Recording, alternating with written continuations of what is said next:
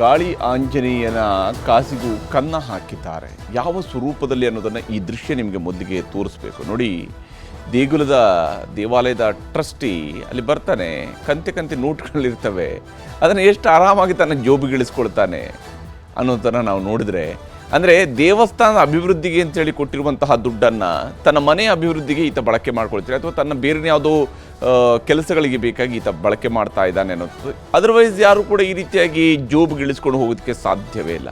ಭಾಳ ಆರಾಮಾಗಿ ಅಲ್ಲಿ ಬರ್ತಾನೆ, ಅಲ್ಲಿ ಆ ಕಡೆ ಅವರು ಎಣಿಸ್ತಾ ಇರ್ತಾರೆ, ದುಡ್ಡು ಎಣಿಸ್ತಾ ಇರ್ತಾರೆ. ಇಲ್ಲಿ ನೋಟುಗಳು ಕಂತೆ ಇಟ್ಟಿದೆ, ಅದರಲ್ಲಿ ಒಂದು ಕಂತೆನ ತೆಗೆದ ತನ್ನ ಜೇಬಿಗೆ ಇಳಿಸ್ಕೊಂಡ, ಸೀದಲ್ಲಿಂದ ಜೂಟ್. ಇದು ಗಾಳಿ ಆಂಜನೇಯ ದೇವಸ್ಥಾನದಲ್ಲಿ ನಡೆದಿರ್ತಕ್ಕಂತಹ ಘಟನೆಯ ದೃಶ್ಯಗಳು. ಇದು ಒಂದೇ ಅಲ್ಲ, ಇದಲ್ಲದೇ ಬೇರೆ ದೃಶ್ಯಗಳು ಕೂಡ ಇದ್ದಾವೆ. ಈಗಾಗಲೇ ಸೋಷಿಯಲ್ ಮೀಡಿಯಾದಲ್ಲೂ ಕೂಡ ಇವು ವೈರಲ್ ಆಗ್ತಾ ಇದ್ದಾವೆ. ಇದಲ್ಲದೇ ಇನ್ನೊಂದು ದೃಶ್ಯದಲ್ಲೂ ಕೂಡ ಈ ರೀತಿಯಾಗಿ ಹಣ ಹೇಗೆ ಒಬ್ಬರಿಂದ ಇನ್ನೊಬ್ಬರ ಕೈಗೆ ಅದು ಪಾಸಾಗಿ ಹೋಗುತ್ತೆ, ಅದನ್ನು ತೆಗೆದುಕೊಂಡು ಹೋಗ್ತಾರೆ ಅನ್ನುವಂಥದ್ದು ಗೊತ್ತಾಗುತ್ತೆ. ನೋಡಿ, ಇಲ್ಲಿ ಚೇರಲ್ಲಿ ಕೂತ್ಕೊಂಡಿರುವ ವ್ಯಕ್ತಿ ಆತಲ್ಲಿ ಹಣ ಎಣಿಸ್ತಾ ಇರುವಂಗೆ ಕಾಣುತ್ತೆ. ಹಾಗೆ ಹಣ ಎಣಿಸ್ತಾ ನಿಧಾನಕ್ಕೆ ಆ ದುಡ್ಡನ್ನು ಚೇರ್ ಕೆಳಗೆ ಎಸೆದು ಬಿಡ್ತಾನೆ. ನಂತರ ಆ ದುಡ್ಡು ಆತನ ಸ್ವಂತಕ್ಕೆ ಆಗುತ್ತೆ. ಹೀಗೆ ಚೇರ್ ಕೆಳಗಡೆ ಎಳಿಸ್ತಾನೆ, ಅಲ್ಲಿಂದ ಇನ್ನೊಬ್ಬ ತಗೋತಾನೆ. ಈ ಥರದಲ್ಲೂ ಕೂಡ ದುಡ್ಡನ್ನು, ದೇವರ ದುಡ್ಡನ್ನು, ಭಕ್ತರು ಹಾಕಿರೋ ದುಡ್ಡನ್ನು ತಮ್ಮ ಸ್ವಂತಕ್ಕೆ ಬಳಕೆ ಮಾಡ್ಕೊಳ್ಳೋದಕ್ಕೆ ಹೋಗ್ತಾ ಇದ್ದಾರೆ. ಇಲ್ಲಿ ಈಗ ಮುಜರಾಯಿ ಇಲಾಖೆ ದೇವಸ್ಥಾನವನ್ನು ತನ್ನ ಸುಪರ್ದಿಗೆ ತೆಗೆದುಕೊಂಡಿದೆ. ಈ ಕ್ರಮವನ್ನು ವಿರೋಧಿಸಿ, ರಾಜ್ಯ ಸರ್ಕಾರದ ಕ್ರಮವನ್ನು ಪ್ರಶ್ನಿಸಿ ಹೈಕೋರ್ಟಲ್ಲಿ ದೇವಾಲಯದ ಟ್ರಸ್ಟ್ನವರು ಅರ್ಜಿಯನ್ನು ಸಲ್ಲಿಸಿದ್ದಾರೆ. ಮುಜರಾಯಿ ಇಲಾಖೆ ತರಾತುರಿಯಲ್ಲಿ ಕ್ರಮ ಕೈಗೊಂಡಿದೆ ಅಂತ ಅವರು ಹೇಳ್ಕೊಳ್ತಾ ಇದ್ದಾರೆ. 2ನೇ ಶನಿವಾರದ ರಜೆ ದಿನದಂದು ಸುಪರ್ದಿಗೆ ಪಡೆದಿದೆ ಅಂತೇಳಿ ತಕರಾರನ್ನು ಎತ್ತಿದ್ದಾರೆ. ಮತ್ತು ವಿಶೇಷವಾಗಿ ಅರ್ಜಿ ಸಂಬಂಧ ವಾದ ಮಂಡನೆಗೆ ಸಿದ್ಧವಾಗಿರೋದಕ್ಕೆ ರಾಜ್ಯ ಸರ್ಕಾರಕ್ಕೆ ಈಗ ಹೈಕೋರ್ಟ್ ಕೂಡ ಸೂಚನೆಯನ್ನು ಕೊಟ್ಟಿದೆ. ನಾಳೆ ವಿಚಾರಣೆಗೆ ಸಮಯವನ್ನು ನಿಗದಿಪಡಿಸಿದೆ ಹೈಕೋರ್ಟ್ನ ಏಕಸದಸ್ಯ ಪೀಠ. ಹಿಂದೂ ಧಾರ್ಮಿಕ ಸಂಸ್ಥೆಗಳು ಮತ್ತು ಧರ್ಮಾದಾಯ ದತ್ತಿ ಇಲಾಖೆ ಈಗ ಈ ದೇವಸ್ಥಾನವನ್ನು ತನ್ನ ಸುಪರ್ದಿಗೆ ತೆಗೆದುಕೊಂಡಿದೆ.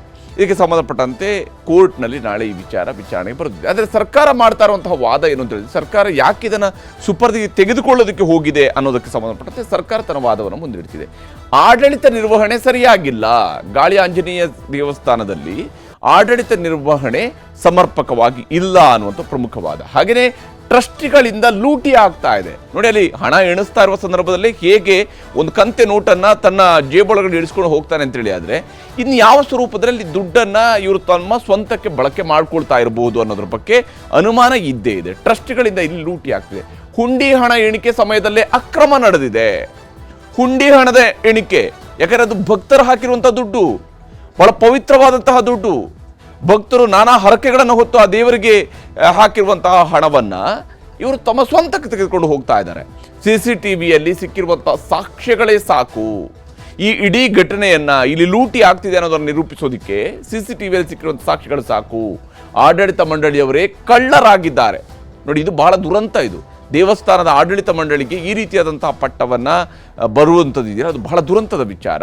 ನಾವು ಒಂದು ಕಡೆಯಲ್ಲಿ ನಮ್ಮ ನಂಬಿಕೆಗಳ ಬಗ್ಗೆ ಮಾತಾಡ್ತೀವಿ, ಮತ್ತೊಂದು ಕಡೆಯಲ್ಲಿ ಅದೇ ನಂಬಿಕೆಯನ್ನು ಮುಂದಿಟ್ಟುಕೊಂಡೇ ಲೂಟಿ ಮಾಡೋರು ಕೂಡ ಇದ್ದಾರೆ ಅಂತೇಳಿ. ಆದಾಯ ಎಲ್ಲವೂ ಕೂಡ ಖರ್ಚಾಗ್ತಾ ಇದೆ, ಆದರೆ ಇವರು ಕೇವಲ ವೆಚ್ಚದ ಬಗ್ಗೆ ಮಾತ್ರ ಇವರು ಹೇಳ್ತಾ ಇದ್ದಾರೆ.